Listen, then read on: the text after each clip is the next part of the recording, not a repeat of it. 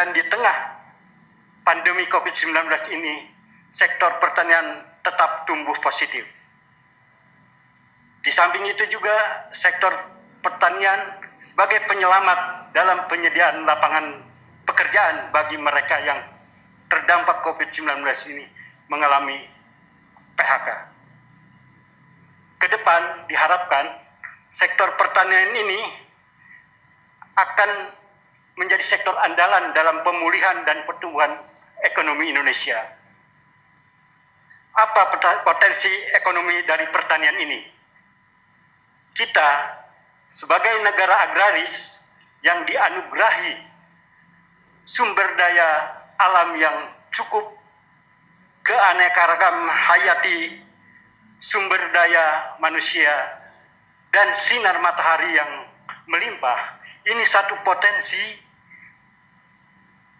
yang harus kita jaga dan harus kita perhatikan dengan sebaiknya dan ditangani secara bijak.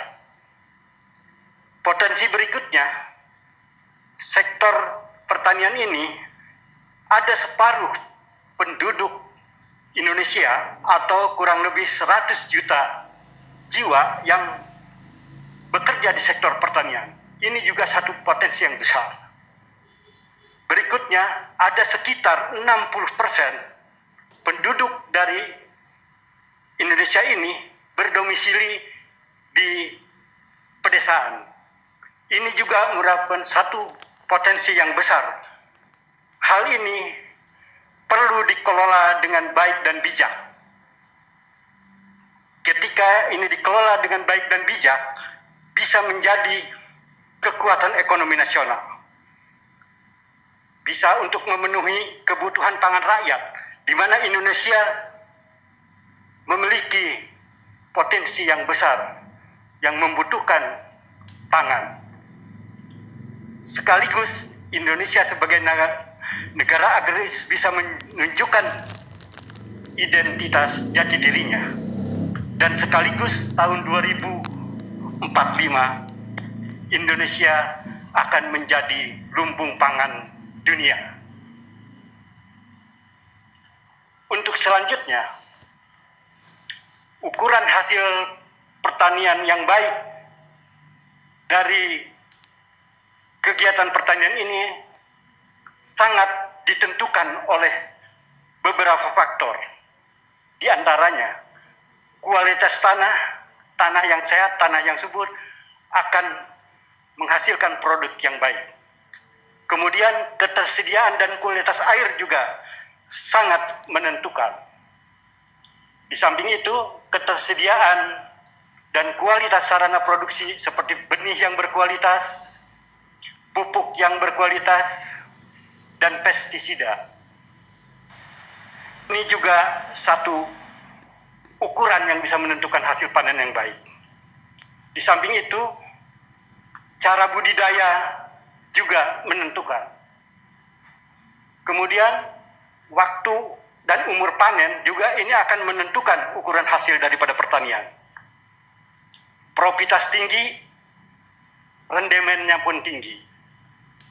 Selanjutnya, profitas tinggi jika tidak ditangani panennya dan pasca panennya, ini akan menurunkan kualitas daripada hasil panen.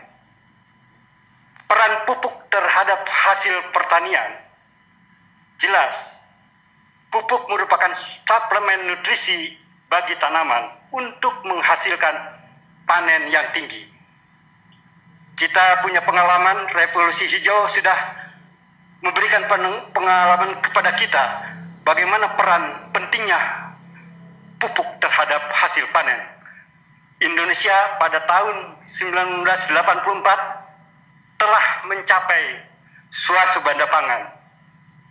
Hanya sayang swasembada pangan ini hanya sesaat. Penggunaan pupuk kimia secara terus-menerus berdampak terhadap kerusakan tanah pertanian yang berdampak pula kepada penurunan produksi. Di sini seperti yang produk yang dikeluarkan oleh PT Tiens ini, peran pupuk hayati dan organik sangat dibutuhkan untuk memperbaiki kualitas tanah saat ini. Apa keunggulan pupuk dari hayati organik dibandingkan dengan pupuk kimia? Pada prinsipnya, pupuk bertujuan untuk menyediakan nutrisi bagi tanaman dan memaksimalkan produksi serta pertumbuhan tanaman. Pupuk tidak sekedar menyediakan nutrisi bagi tanaman, tetapi pupuk hayati dan organik ini juga bisa memperbaiki kualitas sifat fisik tanah, kimia tanah, dan biologi tanah. Kita dengan produksi tinggi ramah lingkungan, kita intinya ingin membangun kembali ekosistem sawah yang saat ini sudah terkontaminasi dengan pupuk kimia dan racun.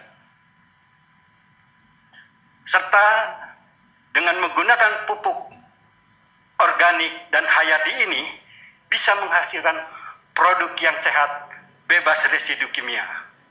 Apa menjadi tanggapan dan sudut pandang saudara tentang pupuk yang saat ini beredar di pasaran? Kita mesti hati-hati dan waspada terkait dengan banyaknya beredar pupuk di pasaran ini, karena banyak pupuk-pupuk yang beredar ini kandungannya tidak sesuai dengan apa yang menjadi ketentuan dari Kementerian Pertanian. Jika hal ini kita tidak waspada, akan berdampak pada tanaman dan hasil panen yang tidak baik, sekaligus bisa merugikan bagi petani. Pandangan terhadap Tien yang mengeluarkan produk hayati dan organik padat ini, kita yakini produknya berkualitas. Kemudian kandungannya lengkap sesuai yang dibutuhkan oleh tanah dan tanaman.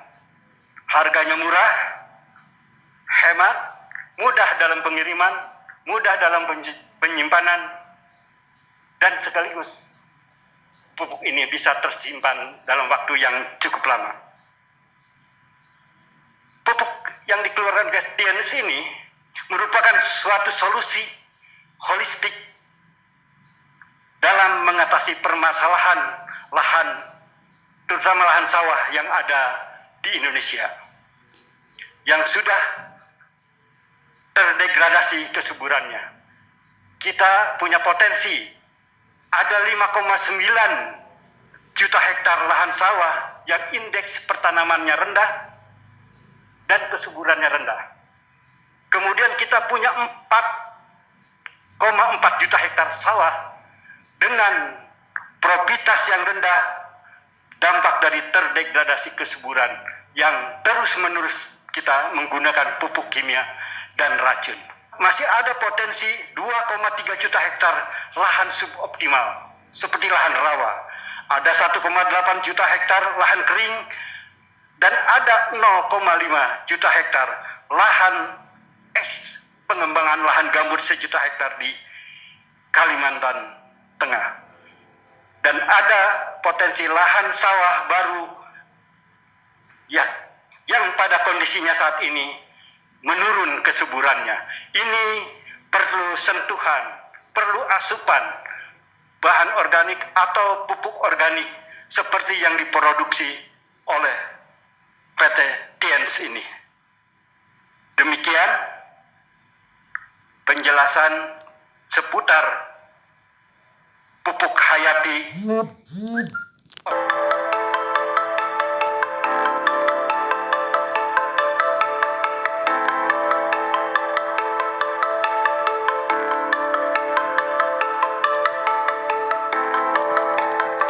Saya sedang berada dalam lingkup persawahan ya ini. Nah, ini saya punya sawah, dan sawah ini terkenal kalau ditanemin padi dia nggak akan panen dengan maksimal. Kondisi tanahnya ya, ini kondisi tanahnya yang tandus. Nah, saya punya pengalaman ini, saya tanam pokat, kemudian ada beberapa tanaman di sini.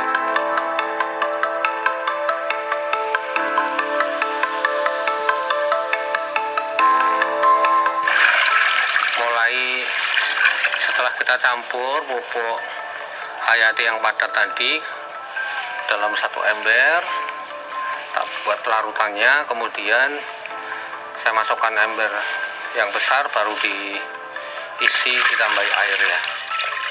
Ini proses pertama.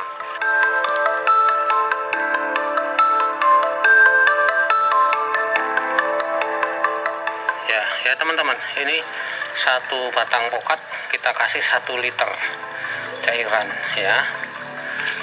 Itu beberapa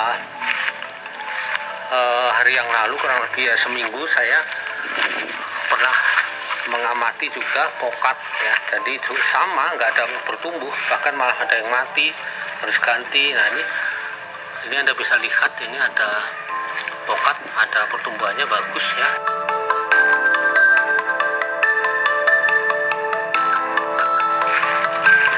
Ini Anda bisa lihat pokat ini juga nggak bertumbuh, bentuknya kurang lebih seperti ini batangnya nih. Tetapi ini setelah dikasih pupuk Feng Shui padat itu mulai ada tumbuh. Nah ini ada pertumbuhan ya, ada pertumbuhan ini, bagus banget ini. Tinggal nunggu daunnya buka aja ya.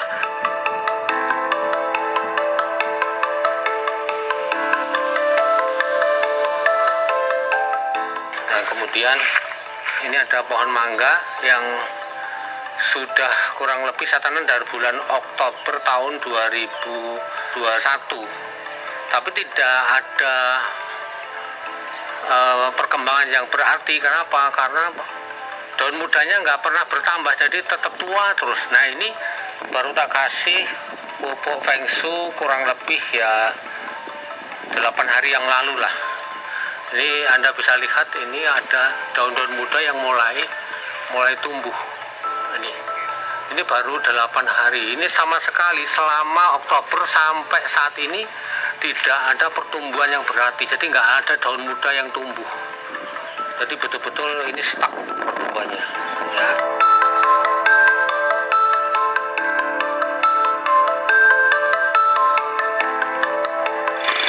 Pemakaian Feng Shui bos,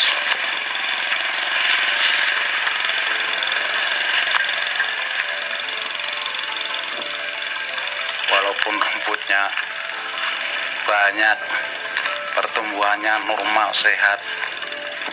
Ini yang selisih sehari yang nggak pakai Feng Shui ini.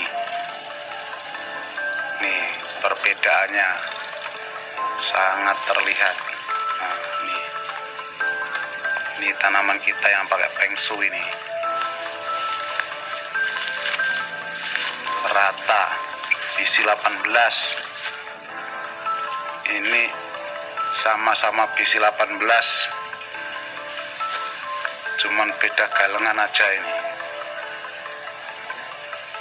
Selisih sehari, duluan yang ini yang nggak pakai Feng Shui. Ini punya kita yang pakai Feng Shui ini, sangat terlihat perbedaannya. Nah ini kita yang pakai Feng Shui, ini yang enggak. Batasnya ini alhamdulillah memuaskan.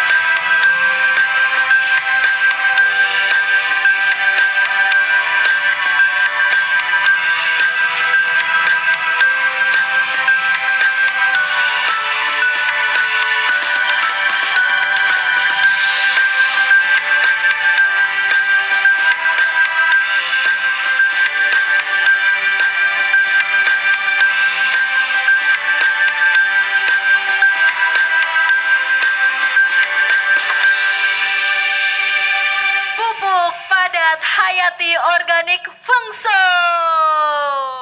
Oke.